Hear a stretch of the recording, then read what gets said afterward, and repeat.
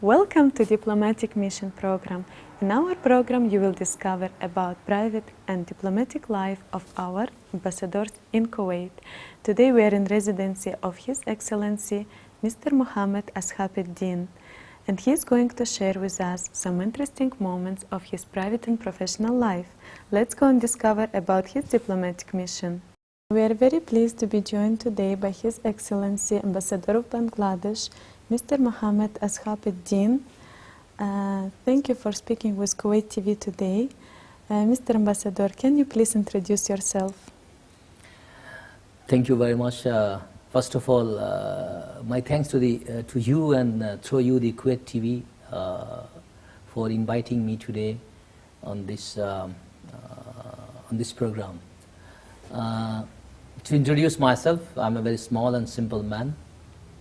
As you already told my name, I'm Ambassador of Bangladesh. My name is Mohammad Ashab Uddin, and I was born in the year 1958, 28 October, and thereafter, after my some studies, after some time, then I joined the Bangladesh military, and I've served there for 36 years, and thereafter I was appointed by my government to be the ambassador of Bangladesh to Kuwait, and also the ambassador of Bangladesh to the Republic of Yemen.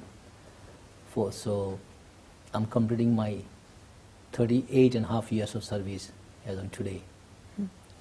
Your Excellency, we know that you built a great career in military field. You was commissioned in Bangladesh Army since 1979 when you was only 20 years old. It's very interesting to know for us, how did you start your career and was it your own choice? Right, yep.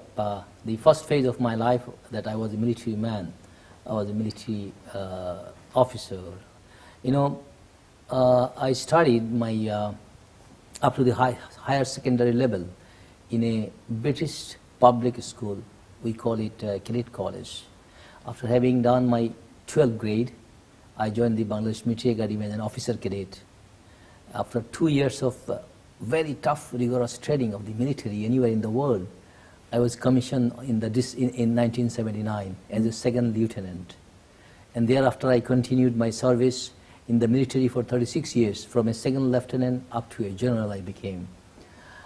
And that was my glorious service, a long career for 36 years. And you say that was my choice. Yes, that was my choice to serve the Bangladesh through my military career. Your Excellency, what was the most important appointments held during your military life? Right, in the military we have various types of appointments. Appointments like command, when you directly command the troops. Then you appointment like the staff officers, staffs. Then you appointment like the instructors, like teachers. So I was very lucky to have the appointments in 3 of the dimensions. For the command, I started commanding the troops, soldiers of 30 people. And I completed my command of commanding 52,000 soldiers. So a command from a young commander to a very senior military commander up to general officer commanding, I did. As a staff, I was a young staff officer in the army headquarters, and the military secretary, director of military training.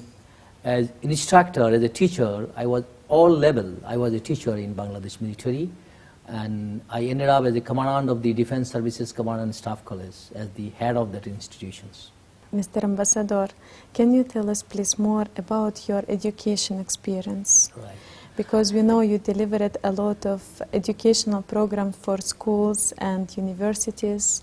Also, you did a great lectures in Kuwait University. Yep. As I said, I had my higher secondary in a cadet college, which is, I said, is like a British public school.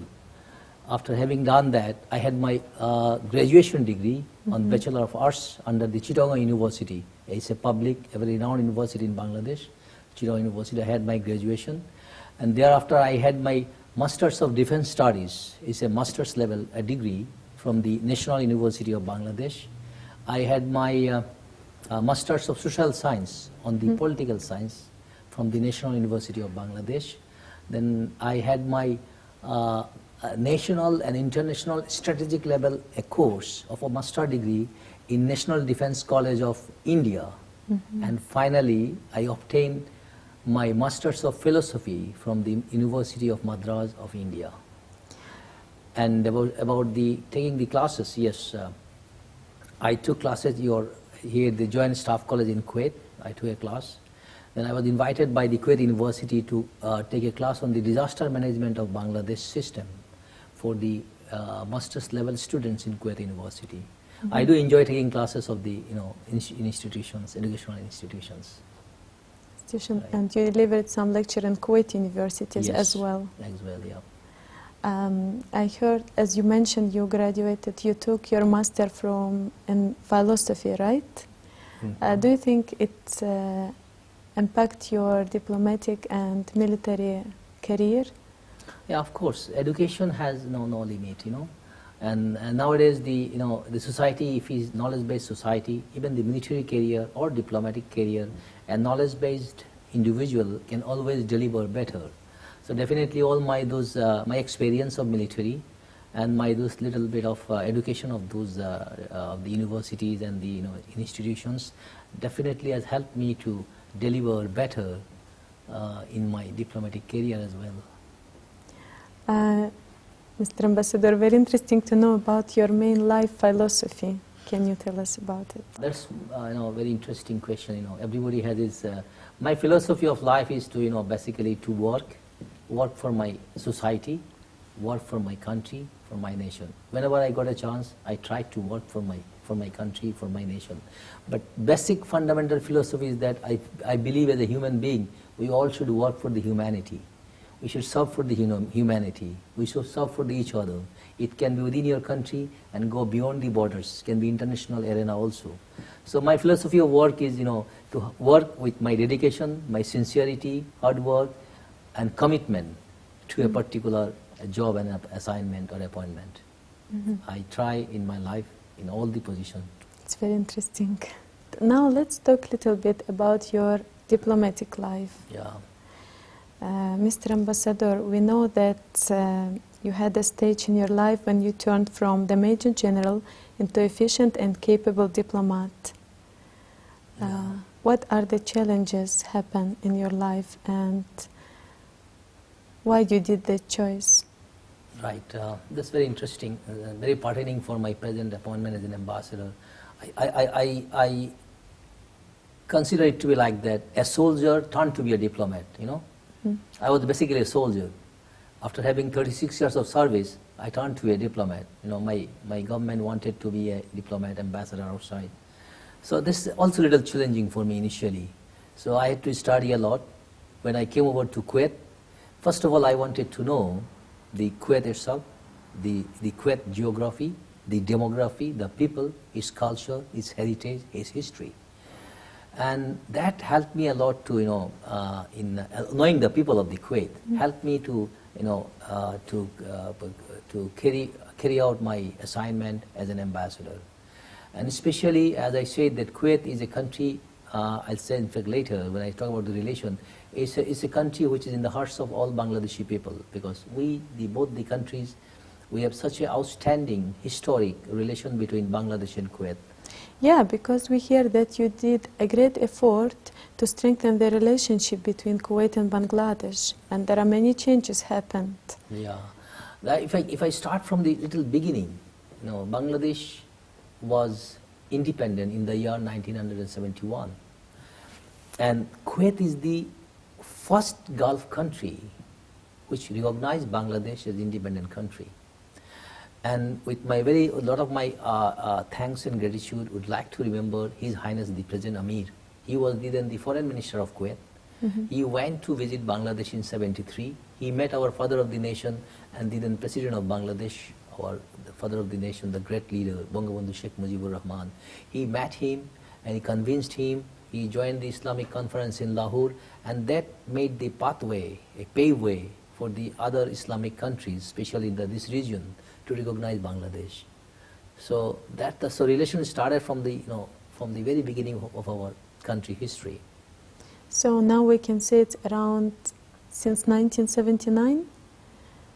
You said No, 1973. 1973. We're having this You diplomatic established the relation between relationship. these two countries. Yeah. And how many your citizens nowadays living in Kuwait? For Bangladeshi, around approximately, I say 200,000 plus and minus. I don't say minus, it should be 200,000, little more maybe. For quite a long time, Bangladeshi citizen, the expatriates were not coming here. After coming, I took over the responsibility of ambassador. I met the high officials of Kuwait.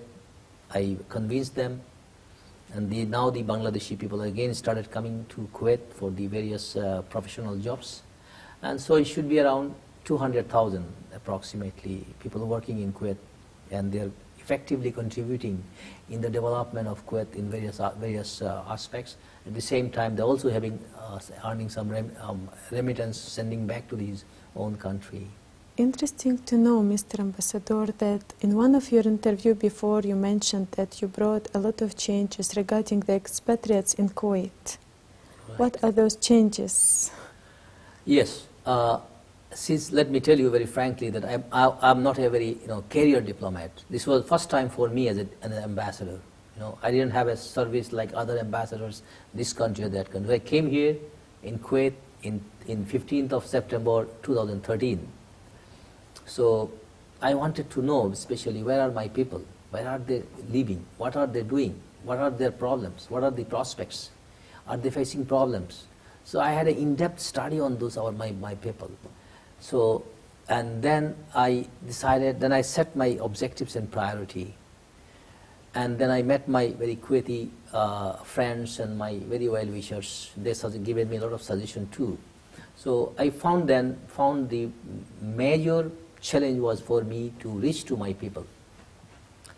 And then for that, what I did, I opened up a helpline. There are 5-6 numbers, 24 hours and 7 days. Anybody can, anytime, 24 hours can give a call and tell his problem. The helpline was very, very effective nowadays. Then I opened up a suggestion box, email, and then opened the forum. Anybody come and meet me on a particular day. I sit down with my all officials. They come with their problems. I discuss with them. And then I wanted to know how these people are living. I made a small teams from the embassy. I asked them to go and visit all the companies, how they are living, talk to the company managers, company owners, talk to our workers, and listen both the sides. So that also was very effective for me to. I personally went to visit some of the company where they're living, their hostels. I started visiting all hospitals. My people are there, those are sick and suffering and is admitted in hospital. I wanted to know them. Then, beside all those things for the workers, then I said I must do something for the recreational facilities. I remember in 2013, we had our Bengali New Year's, like Arabic New Year's. We have a Bengali New Year's is in the month of April. We call it Pahela Baishak. I arranged a cultural program with the local artist in the Abbasiya Touristic Park. 30,000 expatriates were there to listen. So I devoted myself to organizing the cultural program for them, in various locations, just to give them some recreational facilities. Then I organized a lot of sports for them, football league, cricket, football, our national game, hadudu, basketball, volleyball. These all games and sports I organized. I organized the Pita Utshab. Pita Utshab means it's a very traditional sweet. The ladies, they prepare. They used to bring in one place, so that we did for our expatriates. I started visiting the mosque. I used to talk to them. What is your problem? Come to the embassy. Take the use of the helpline to let us know your problem. I went to meet Her Excellency, the Minister of the Labor here, the other ministers, other influentials. I talked to them. Everybody helped me a lot. I was very grateful to all my Kuwaiti big dignitaries and all friends and peers. They helped me a lot in developing all those. Then I found out that they have a lot of problem in the health hazards, because our environment and terrain is different. It's quite a hard station, temperature is very, very high here. Hi. So I had health awareness program for my expatriate people. I've taken some doctors in my embassy, anyone coming, I should check them. Then I did one thing to have the better blood donation program for the Kuwait Bank. I've given thrice the blood for the Kuwaiti central banks. And what else measures I have taken? Like many measures like that, Many activities. Many activities. I kept them busy with these all activities and all. And they really, and this helped them. And one other important thing what I did is that it was introducing the Kuwait, in the Kuwait radio, the Bengali program. I very gratefully, acknowledge His Excellency, the Minister of the Information, Sheikh Salman Al Sabah. He is a very good friend of mine much before, and I requested him that allow me a small segment from your Kuwait radio, so I can reach to my people and I can educate them about the Kuwaiti laws, about the Kuwaiti culture, Kuwaiti history, heritage. You have a very rich Kuwaiti history and heritage. If the people know about it, so it's better for him to follow and abide by those. So that helped me a lot. They want to listen to some songs from their own mother language, so that was a big thing. Another thing that I did, which was not there earlier, there was no Bangladeshi school here. We have so many families that are living here with their children. They normally go to schools made by the other countries. So with the help of this leading business people here, I established a Morning Glory Bangladesh International School. Now they can go to the school. I started from the primary level. I have a vision that it will go up to, intermediate, secondary level, then college in future. How many students now join the school? Now I think more than 100 students are there in the school, in the 4 or 5 classes. And the number? In the future, it will be, slowly and gradually we'll have a bigger school. Just started this year, started only about 1 year it is passing. Now we are in the start of 2016. Yes. What is your plan for the upcoming year? For the upcoming year, plan for this that I think that with Bangladesh and Kuwait we have a lot of agreements signed. Almost 14 agreements we have between these two very friendly and brotherly countries. That we need to enhance the standing relation that we have, outstanding relation. It can go a better level, So if at higher level visits can be exchanged, it will go. And then cultural, we had a cultural troupe came from Bangladesh here, and also I have sent some artists, some journalists from Kuwait to Bangladesh. They visited. And one aspect I forgot to mention about the Kuwait and Bangladesh relation is that we have military to military, we have a very big good relation. Because Bangladesh is one of the countries has helped our brotherly country Kuwait in time of your crisis, need in 1991. We are the part of the coalition forces, a big contingent of 3,000 soldiers. They participated in the Gulf War. And till date, we are still having quite a huge number of military working with the Kuwait Armed Forces. And they are effectively contributing. Still they are clearing the mines and the explosive from the deserts. And in the process, about 71 soldiers and men have sacrificed their life for our brotherly country, Kuwait. And now we are having a better relation between these two countries, military to military. We are participating in the exercise organized by the Kuwait Armed Forces. They are also going to us. We are having the IT people. We are having the skilled manpower for the Kuwaiti Armed Forces. We look after their medical side. We have a lot of military doctors are here. We are going to have some engineer construction personnel to help the Kuwaits. And that's how we are improving better. And Kuwaiti officers are going to Bangladesh for their training. For the officers are going for training. Our troops, a group of soldiers came for the sniper training here with our National Guard in Kuwait. So that's how relation is day by day is moving forward.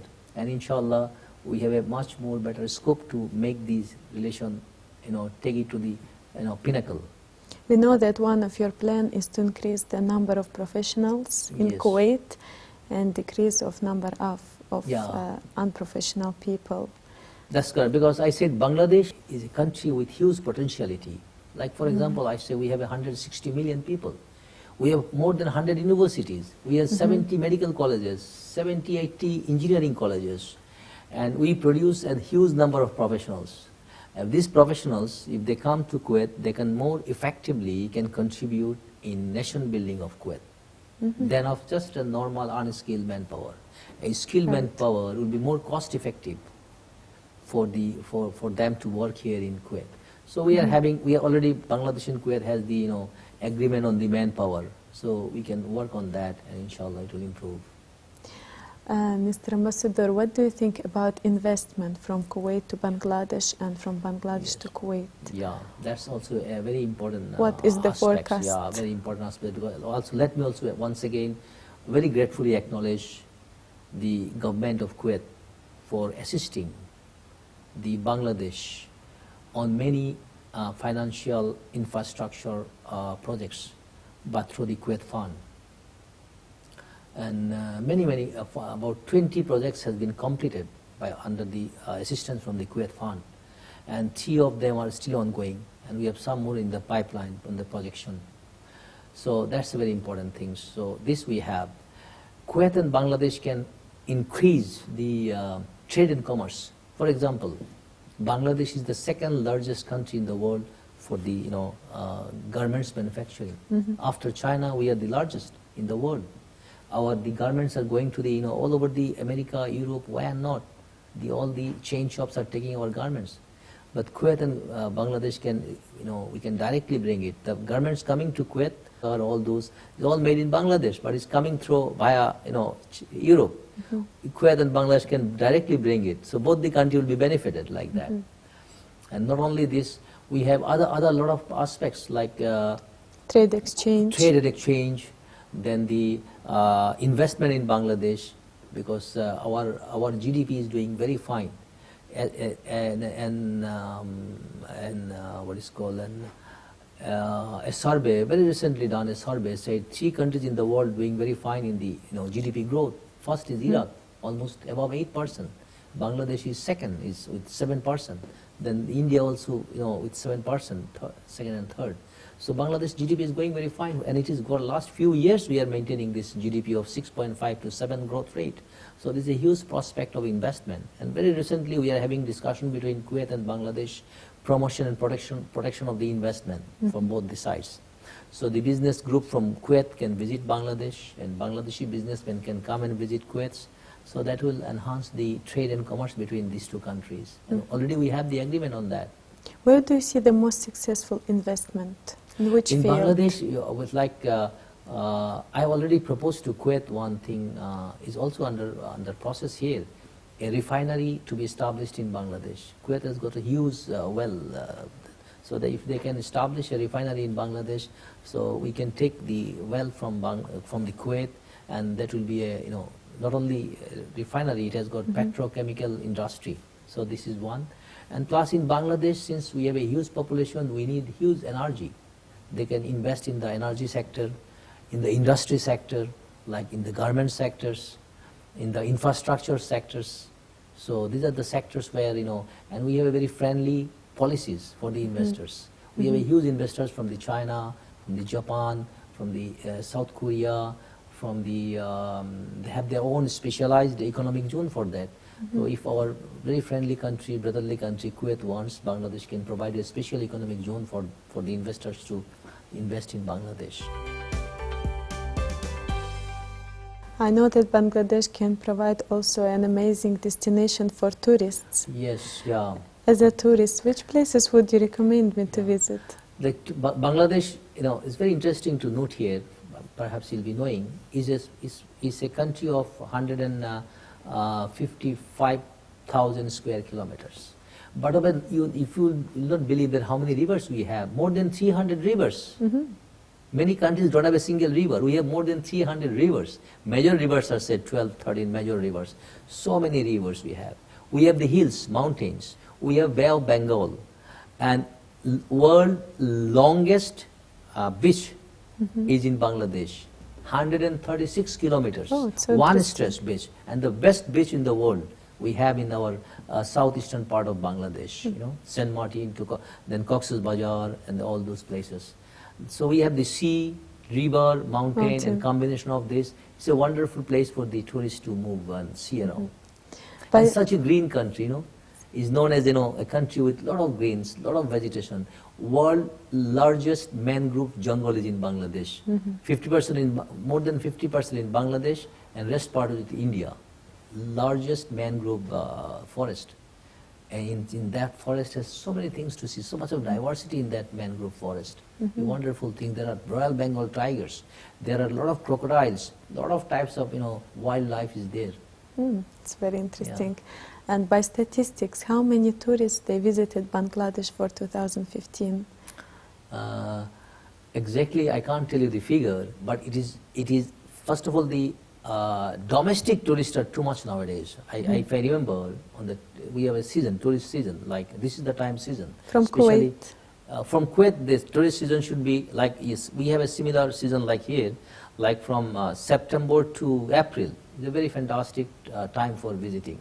Like our June, July, we have lot of rains. So September, October to March and April, weather is very fine. Now the weather is say 20-21 degree weather. It's a very nice weather in Bangladesh. It remained for 3-4 months, and there is no rain and all, and so movement is very nice.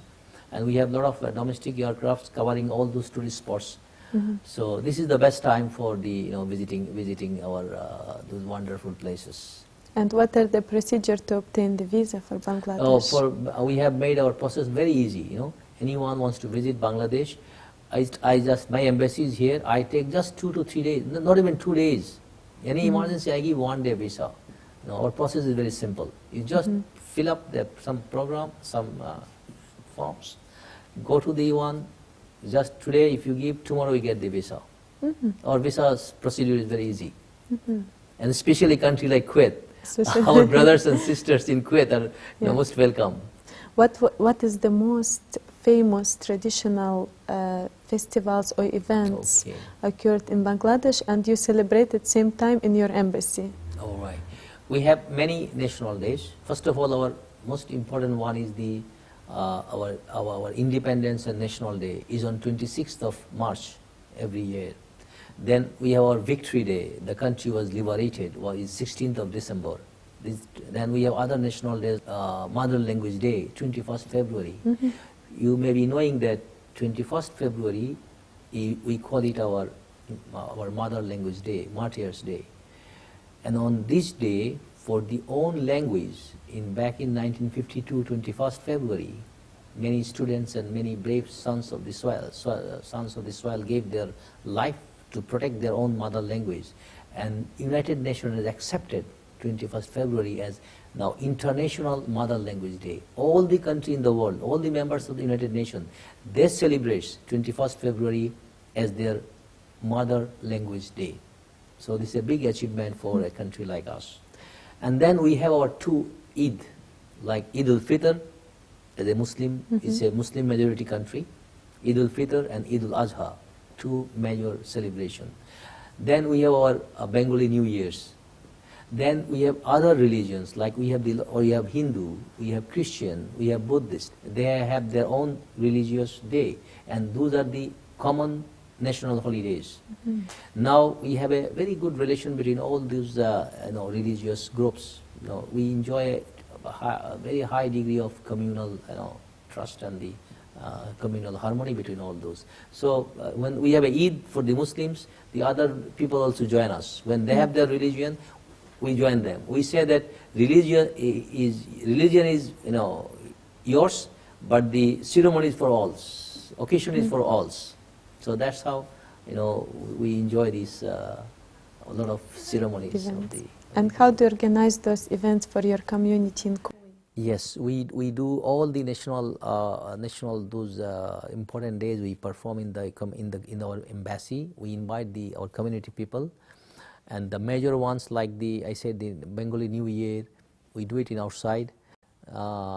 Cultural organizations have made by the own community people. They also participate and organize the cultural programs for the community people. It's quite vibrant society here, 200,000 people, and when people remain away from their home, they have a lot of thinking for their member of the family staying in home. So they organize those things and remember them. So you have a lot of responsibilities. You have a big family in Kuwait, Yeah, around yeah. 200,000 people. 200,000, of course, yeah. Mr. That's Ambassador, my last question for you is, how do you see your mission in Kuwait? I found it initially quite challenging, but I find it's quite contributory for me, you know. I said all my official staffs in the embassy that since our mission is not a very big mission, I have 36 people to help me in my mission. But I said, we have 200,000 people. I said, you have to work beyond the time. I said, there is no time, 8 o'clock in the morning to 5 o'clock. I said, our job is to help the people and how we further enhance the relation between these two brotherly countries. So this is the one. Now today I can say with little bit of satisfaction that my people have some confidence on me.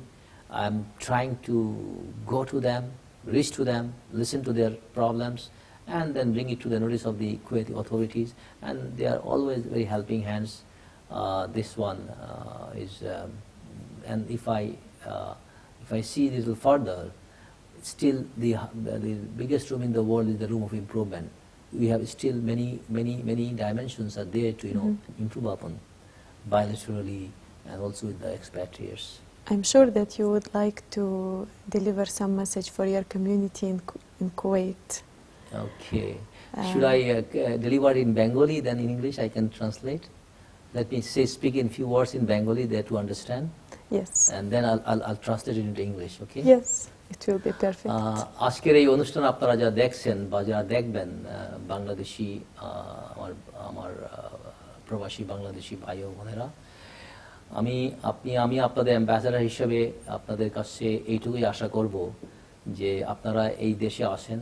This is a wonderful country, this a beautiful country, and আমাদের সাথে Kuwait এবং বাংলাদেশের যে সম্পর্ক রয়েছে এটা অতি উচ্চ মাত্রায়, এবং এই দুই দেশের মধ্যে একটা যে বন্ধন আছে, যে রিলেশন আছে, এটা রক্তের বন্ধনের চেয়ে বড়. তো আপনারা এই দেশকে ভালোবাসবেন, আপনারা কুয়েতের যে নিয়ম কানুন, হিস্ট্রি, ইতিহাস, ঐতিহ্যকে আপনারা শিখবেন, ধারণ করবেন, সম্মান দেখাবেন. আপনারা এখানে অনেক এদের উন্নয়নে অনেক অবদান রাখছেন, তেমনিভাবে দেশের উন্নয়নে আপনাদের অনেক অবদান রয়েছে. আমি আশা করি আপনারা এখানে ভালো স্বাস্থ্য নিয়ে সুখে থাকবেন, শান্তিতে থাকবেন, এবং আমি উত্তরোত্তর আপনাদের উন্নতি এবং মঙ্গল কামনা করি. What I told my people in Bengal is that you are living in a beautiful country, Kuwait, with whom we have an outstanding relation, historical linkage we have, you know. And I said, you must know and learn the Kuwaiti laws, rules, regulation, history, heritage, etc., so that you understand them. And I told them to be more law abiding and contributing their nation building. At the same time, you are looking after your families. I said, stay well, stay healthy, and be happy. Thank you for joining us on Kuwait TV today. So I would like to say all my viewers, please stay well, stay healthy, be happy, and be blessed. Thank you very much. Thank you very much. Thank you for watching us today, and enjoy us next Thursday on Kuwait TV in Diplomatic Mission program.